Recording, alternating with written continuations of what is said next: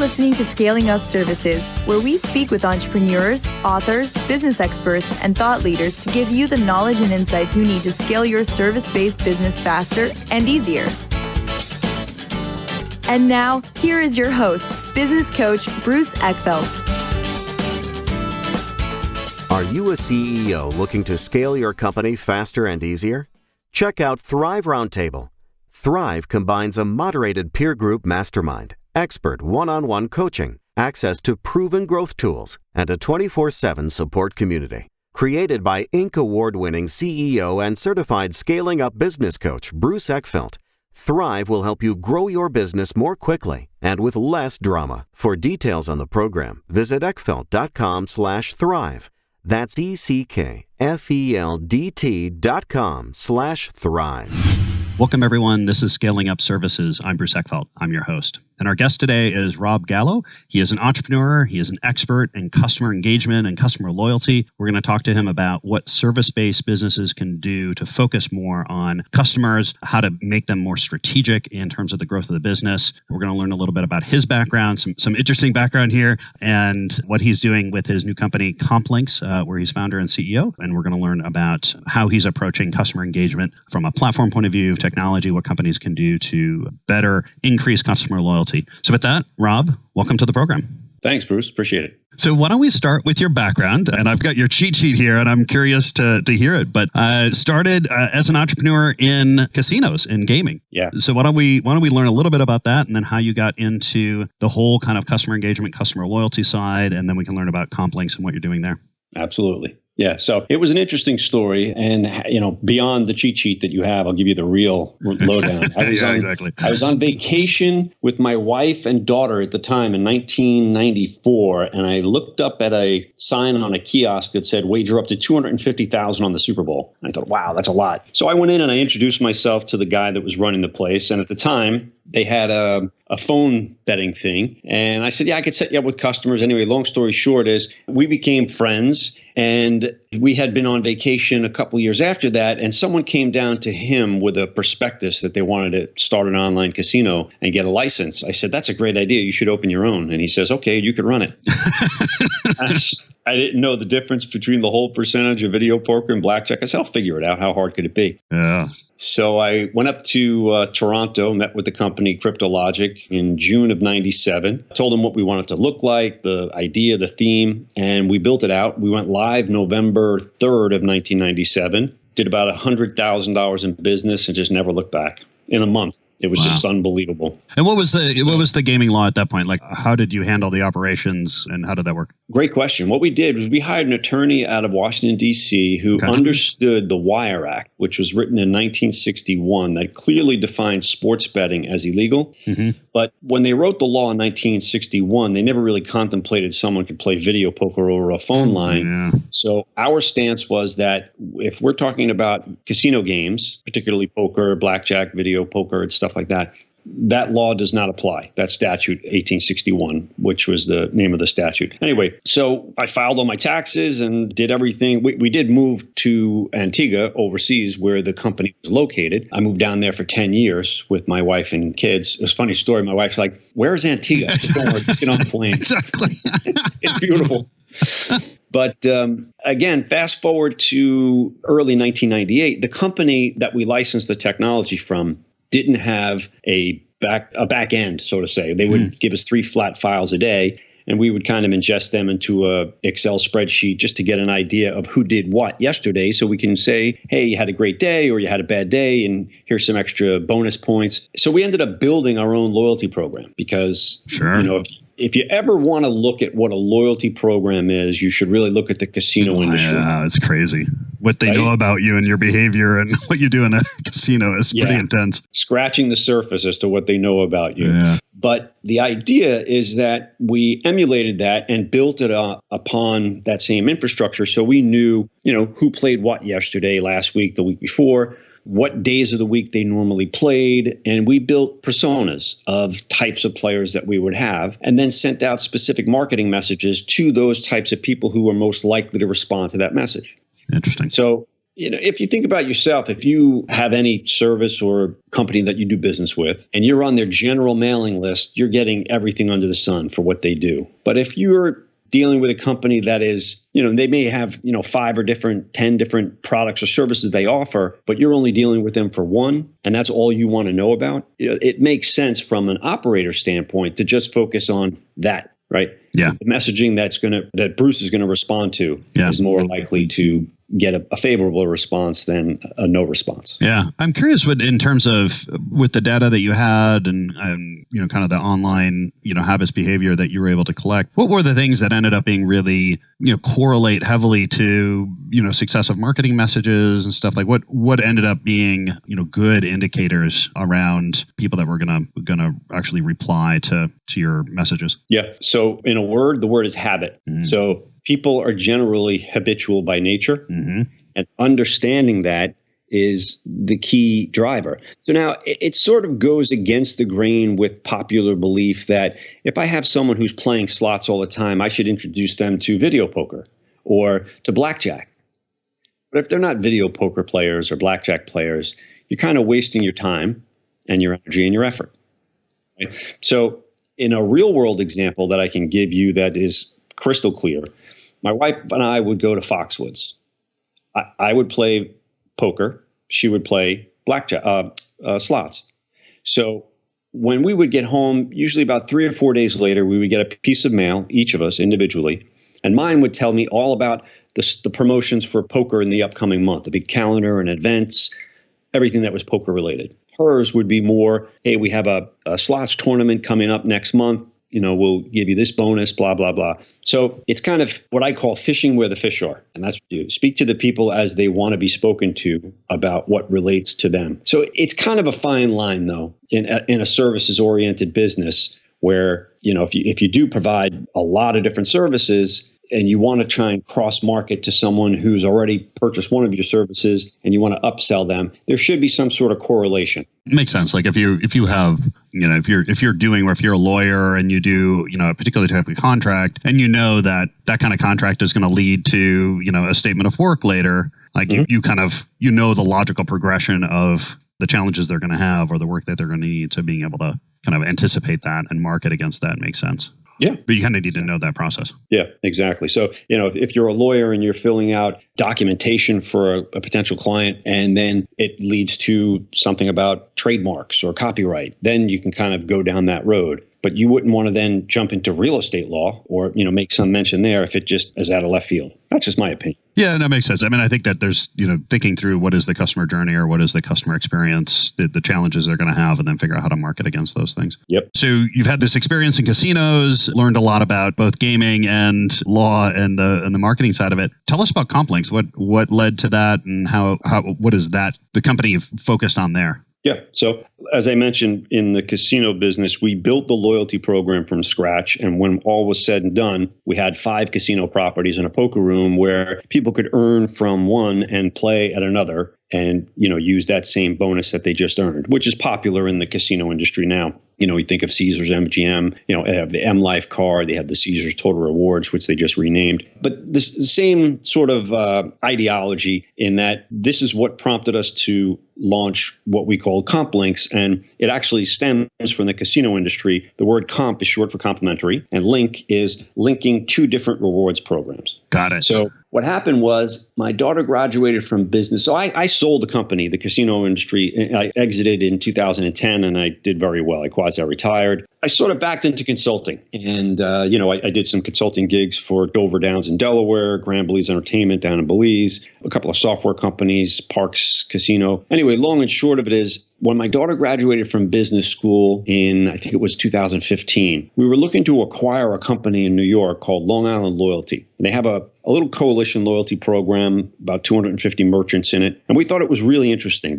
You would buy something from one merchant in the coalition, and you would get 10% of whatever you bought stored as a stored value on this kind of faux credit card that you could redeem at any other property in that coalition. Oh, so interesting. Okay. We wanted to take it digital. I'm a digital guy my whole life. So we just couldn't come to terms with the owners. So we ended up saying, let's just build our own. So, and when we started doing that back in 2016, my daughter said, why don't we focus on the casino space? I said, that's brilliant. So that's how we did about 6 months worth of due diligence, did a feasibility study, wrote the business plan, and came up with what is CompLinks. So CompLinks in a nutshell is an engagement platform that allows companies who have loyalty programs to engage with their customers beyond their core product or service. So we didn't invent the idea, Bruce. If you look at Southwest has their rapid rewards program. You fly on their planes and you get rewards. Then they also have a marketplace, a rapid rewards marketplace. So if I shop at Walmart, Kmart, Home Depot, Petco, JCPenney, 1,000 brand name stores that they have relationships with on their site, I could earn miles in their program. So Shell has the fuel rewards. Hilton has their Hilton Honors. Marriott has their Bonvoy program. They all have these coalition loyalty platforms built in. So that's what we ended up building. If you look at it from a consumer perspective, Ebates is the best example, which is now Rakuten. And that is, I could buy things at 1,000 different stores and I get cash back that gets stored in some sort of value that I can get cash back on. So that's what we did, and it's going very well. Yeah, it makes sense. I remember I was earning tons and tons of miles on airlines when I was doing a lot of consulting, and I remember the last thing I wanted to do was get back on an airplane. using those rewards to buy other things that I actually wanted, because you end up earning points in a category that ends up not being that desirable. And so, and I guess, what have you learned in that process as you've kind of built this business, and how do you position it? What are your customers like? Why do they end up buying or using you and your system for the rewards programs? Yeah. So generally our customers are enterprise solution customers. They're big customers that have at least 40 or 50,000 active members in their loyalty rewards program. And the reason for that is the margins are small, very tight. So we have affiliate relationships with Walmart, Kmart, Home Depot, Petco, and 1,000 other stores that pay us anywhere from 1% up to maybe 10%. So 15%. We have Hayneedle, which we get a 15% commission. We share that commission with the customer, and the only thing the customer could do with the points that he earns or she earns is transfer them back to our flagship property who we run the program for. So it's like a closed loop system. So Parks Casino is one of our clients as an example. And someone, in addition to playing video poker, slots, blackjack at the casino, can now earn rewards outside the casino, but they can only exclusively use them back in the casino, which is a win-win for the casino because they want you to come back and revisit the property. Yeah, exactly. And I guess, what have you learned about these kind of reward systems? Why do they work? Who do they work with? What are the strategies that tend to generate the best results? So we manage the end users for and on behalf of our clients. So it's a fully managed solution. And the reason that we do it is we really don't want casino customer service dealing with a customer saying, hey, I bought a ceiling fan from Home Depot and I didn't get my points. So we manage the whole thing. And in doing so, we have a good understanding of what the demographic and psychographic is of the customers that use the platform. And generally speaking, Bruce, to answer your question, is we understand that the customer is looking for a better, more meaningful experience with the brand, in this case, X Club for Parks Casino, but they're only in the casino on average 10 days a year. So for the other 355 days when they're buying stuff on Amazon, they're buying stuff at Walmart, we manage those relationships, but tie it back to the brand that they have an affinity to, which is Parks Casino. So it creates this sort of loop where the customer is still engaged with the brand and they want to continue to, it's almost like gamification too, where they can gamify the process of shopping in terms of creating more value for themselves when they go back to the casino. It's not only casinos. We're working with other clients as well, but casino is the easiest one because that's my background. Yeah. And it seems like the kind of application here is for kind of a strong brand, but the brand has very kind of intermittent, real kind of interface with the customer, extending that or keeping that top of mind, keeping that relationship going during these, long breaks of, not actually interacting with the brand directly. It seems like that's the real benefit of the product. That's definitely one of them. But then if you look at Shell's fuel rewards, I don't know how often you get gas, but if you're traveling often enough, it's once, twice a week, whatever the case may be. So it's in addition to those things where the casino customer might only show up 10 days in the course of a calendar year. You're getting gas 40 times a year, 50 times a year, but you're still looking for that extra edge in lowering your gas bill for things that you're going to buy anyway. Yeah. Every day. Yeah. So kind of getting a little percentage here or there ends up adding up if you do it on a regular basis. So how do you know, let's talk about kind of customer loyalty, in terms of definition, in terms of what really kind of drives the strategy around customer loyalty. When we talk about customer loyalty, what are we referring to, or what do you refer to when you think strategically about customers? Yeah, it's a great question, Bruce. And you could probably get 10 different answers from 10 different people on what customer loyalty is. And it's almost an internal perception of what customer loyalty means. But in my estimation, at the broad stroke, it is the brand. It's about the brand and a customer's relationship with that brand. An emotional relationship. Like if you think about companies like Apple, and then you think of companies like Hilton or Microsoft, it creates a vision in your mind and how you think about that company. Now, if they give you points for doing something, that's one thing. But when you belong to the organization in the sense that they treat you properly when you speak with them at every touch point, and you have that sense of, I would do business with this company because A, their products are phenomenal, but B, and probably maybe as important as A, is their customer service, how they respond tells a lot about a company. Now, if you can get a company that's worth $1 trillion like Apple and get someone on the phone, granted, it may take an hour, but when you do, they're going to give you the type of attention that you deserve. And granted, you're spending $2,000 or more on a souped up laptop. But, to me, loyalty is the company's experience with that customer and vice versa, not just here's some points for shopping with me. Yeah. And what do you do? Like, what in that process can you do to, make that positive, make that work, increase the kind of, the affinity to the brand, and what things end up not serving you well? Yeah. So, getting back to your specific demographic who might be listening to this podcast, you have a small service, maybe 5, 10 employees, or maybe it's just a 1-employee operation. And you think about your interactions with your potential customers. So that's in your advertising, marketing, messaging, prospecting. And then with your actual customers, when someone calls you, how they look at your invoice, your website, it says a lot about you. Everything comes back to branding, marketing, and then creates that feel of, I will do business with this company because they make me feel as part of the group or comfortable in doing business with them. Because obviously, I'm not telling you anything you don't know, but every single sales decision, is made at an emotional level and is backed up by logic and reason. So it's critically important that your listeners understand that they need to make an emotional connection with their potential customers, and that's how you keep a customer for life. Now, how do you do that with something you were kind of listing off a couple of touch points, but something like an invoice? Like, I think most businesses these days, they're wired up to QuickBooks or something like that, and they, end of the month or the end of, a project, they put in a bunch of numbers, they calculate the hours, they hit some buttons, and it fires off an email invoices to folks. Are there missed opportunities there?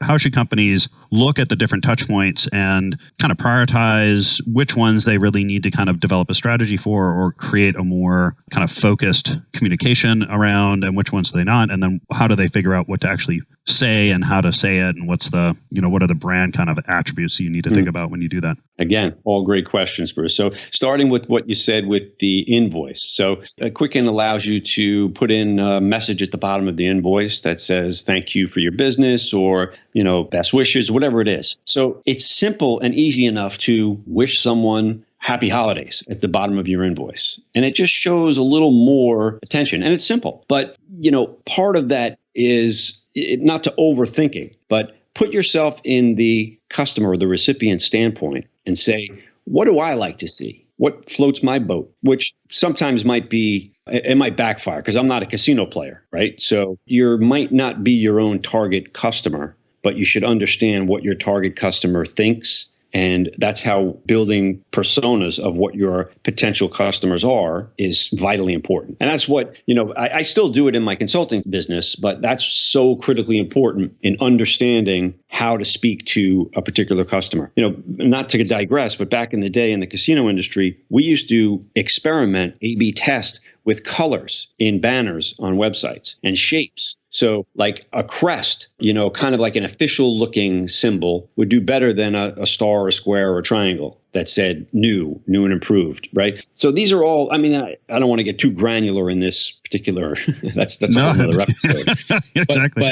But creating that sort of, that brand that people are going to have that affinity with comes from the look and the feel, and as well as the written word. That's why it's important too to have a professional copywriter. Everyone wants to kind of do their own thing. They know their own words, but it helps. Yeah. It really does. Yeah. Well, and I like the idea that, it really kind of goes back to who is your core customer, right? And understand how do they think, what do they care about, what are their values, what are the words and terms that are going to resonate with them. And I just see this so much that particularly service-based companies, they're doing anything for anyone, anytime. And they haven't zeroed in on who do they want to serve and what is this problem they're going to solve for them and how are they going to solve it, what is their offering. And I think if you do that, if you really kind of develop a good profile, psychographic, demographic, situational profile for your target customer, you can actually look at something like an invoice and saying, okay, well, like, do I send this by email? Do I send it from the system? What kind of note should I be putting around it? What kind of backup do they need? Really thinking through kind of both the logical and the emotional aspects of how is this going to land, not only from a kind of practical, how do I get paid point of view, but also what kind of taste am I leaving in their mouth in terms of the experience that they're going to have of this. And yes, even if you're not the core customer, having a good profile and being empathetic around that profile can go a long way in terms of making some of those decisions. I 100% agree. So back to your point, if you're sending in an invoice and it's going to the CFO or whoever's in charge of finance, as opposed to someone who's in charge of the marketing. Again, it's a different persona and it might have a different flair one way or the other of how you actually word it. Yeah. We used to, there's a great example from someone that was doing storage solutions, and it was just the structure of the invoice. They realized at one point that if they sort it in a different, if the backups are sorted by client rather than by file number, it allows the other side to quickly grab and paste the sections that they need to be able to rebill to their clients, ended up being a strategic advantage because it saved a whole bunch of time and energy. So even something like an invoice, you can create a differentiator around because you're thinking through like, well, how is my client going to use this? What do they need it for? How can I make their lives easier? So it's I think it's a good case of knowing your core customer, what they need, how are they going to use this? You can create an advantage. Yeah, definitely. The other thing I was going to mention real quick is that at every touch point, you should be adding value to your customer's interaction with you. Give more than you get, and you'll get way more in the end. Yeah. And how do you do that? Because I think conceptually, I get that idea, but and to the extent that you do this with clients or you've done this in your business, how does that mapping work? Is this Post-its on a wall? Is this a document? How do you visualize that journey for the customer and start identifying these touch points and identifying which ones you need to create more value around? I can only speak from personal experience. So when we do enterprise sales and we reach out to a potential client, we might have to work with 5 or 6 individuals within that organization. So if our presentation is to the CFO and the finance people, we're talking to them with regard to the financial impact of not having a program like what we offer and what that means to them. When we speak to the person in charge of CRM and the data analytics person, we speak to them on behalf of the data insights that we receive from the customers based on their shopping preferences that we share with our client. When we look at the marketing people, we mention to them that it's, the value that we're adding for them is we do all the work in-house. Your people just sign off on it. So it's one less thing you need to do. So the value that we add is at every single point, but it is related to whoever is the recipient of it. Yeah. If that makes sense. Yeah, no, I get it. It's you kind of look at the individual kind of customers within your broader client and figure out why do they care about this? How can I help them, or how can I point out what we're doing for them? Right. Yeah. So one thing I know we talk about a lot in terms of customer engagement, customer loyalty is this kind of lifetime value and increasing lifetime value. How do you go about calculating or contemplating what the lifetime value is, and what are some strategies you can kind of think longer term around customers and where you can create longer term value rather than kind of focusing on transactional, how do I get this one particular deal done or one particular transaction done, and look at it more as a long-term relationship. Yeah, well, obviously that's the holy grail, is everyone's looking for a lifetime, long-term relationship with their client base. What that value is depends on the type of business that it is that you're selling, the product or the service, potential upsells on other products or services. But how you do it really is by over-delivering at every possible opportunity, not necessarily from a financial standpoint where it's going to cost you money, but the perceived value of you going above and beyond for that customer to help them in what's now kind of classified as consultative selling. So, a lawyer or somebody else, a plumber or anybody else that's a small service operator that might be listening to, your type of podcast is thinking to themselves, okay, how do I look at a customer's long-term value and determine what they could be worth to me? You can only really go by your past experiences and say, the average customer is worth X. What is it worth to me to add more value to this potential prospect's offering that I'm offering for him or her, so that I have upside in the future? Obviously, it needs to be mathematically and financially sound, but that is really, in my estimation, the key when it comes to thinking about lifetime values and long-term relationships with potential clients. Yeah.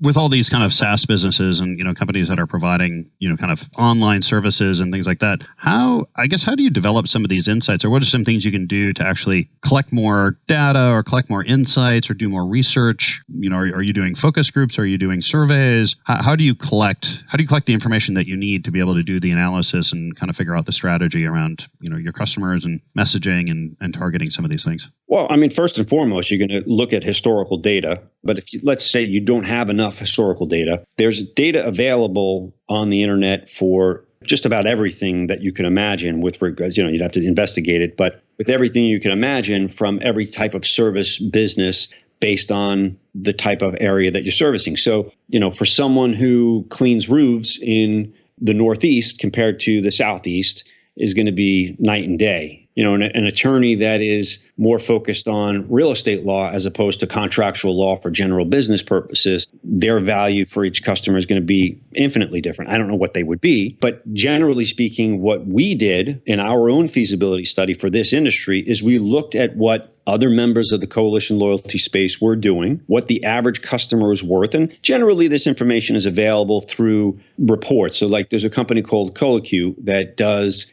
kind of the loyalty industry Bible. And they do a census every year of the industry as a whole, how many people are participating and the growth of the industry, et cetera, the lifetime value of each particular customer.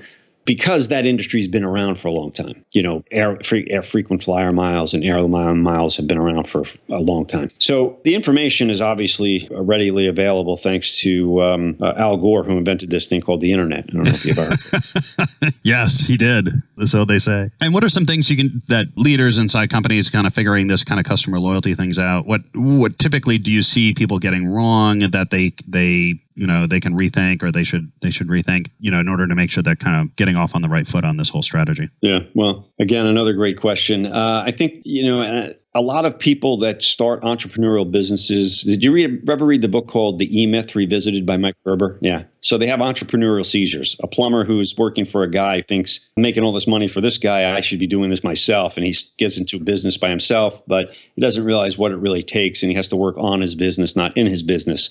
So the best piece of advice that I could give would be to find a mentor or find someone who's already done it, a consultant in the space of the industry that you're attempting to get into, and do the research. So again, my daughter and I, when we started this business, we sat together for literally 6 months, understanding the business before we even thought of a name. And now, granted, I had the financial means to do that, and I know maybe some people don't, but sometimes people jump into things, and rightfully so. I could see both sides, get in first and then start aiming as you're going, right? That's fine too, the minimum viable product idea or service idea, but understand where you're going. Have a target, a direction. So, and in that is understanding your potential revenue opportunity. And again, that's the only reason that we started this business, because there was an opportunity to make money. And the business model works, and it's already being done by many others before us. Yeah, that makes sense. It's what we always have the saying that the faster you want to scale the business, the more you need to focus, the more you need to really zero in on a particular customer, a particular service, particular channel, because that's gonna smooth the whole system, and it's gonna allow you to be highly repeatable and scale it. So good advice. Yeah. If people want to find out more about you, about CompLinks, what's the best way to get that information? Well, I'm on LinkedIn, so they could just look up Rob Gallo on LinkedIn. And then what I did was I set up a special page on our site, complinks.co, complinks.co/SUS, just specifically for your listeners, has a financial impact calculator, some other information about how it is what we do. But aside from, that in particular, with regard to CompLinks itself, as I mentioned, I still consult. So if, one of your listeners or anyone has some questions about something like that, I'd be more than happy to help. Awesome. I will make sure that the links are in the show notes so people can click through and get that. Rob, this has been a pleasure. I love talking about strategy, and I love talking about how to sort of build businesses through focusing on customer and delivery of value to customers. So this has been really helpful. I appreciate the time. I appreciate your time as well, Bruce. Thanks. You've been listening to Scaling Up Services with business coach Bruce Eckfeldt. To find a full list of podcast episodes, download the tools and worksheets, and access other great content, visit the website at scalingupservices.com. And don't forget to sign up for the free newsletter at scalingupservices.com/newsletter.